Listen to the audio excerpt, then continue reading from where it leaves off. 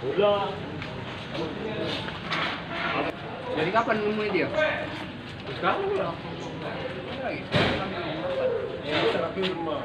Yang mana bawa langsung ke sudah ini? Buat aja. Cacat ini bang, kalanya bocor ya? Iya. Berapa orang? Oh, melakukan DWN. DWN. Selain ini, kasus yang lain? Artinya.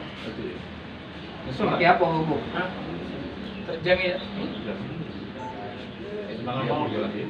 Itu kan, ada ilmu bro. Ada ilmu ya. Iya.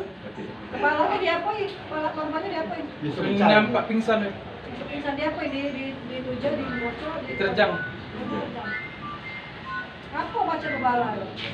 Masalah? Masalah apa? Masalah cewek. Uang maling ayam. Dulu di mana yang ada? Siapa yang dituduh orang maling? Aku Pak. Pas waktu malam tuh ayam tuh dapat padahal bukan aku, kasih basa-basi. Iya, aku juga kasih basa-basi. Kawan kau yang maling itu?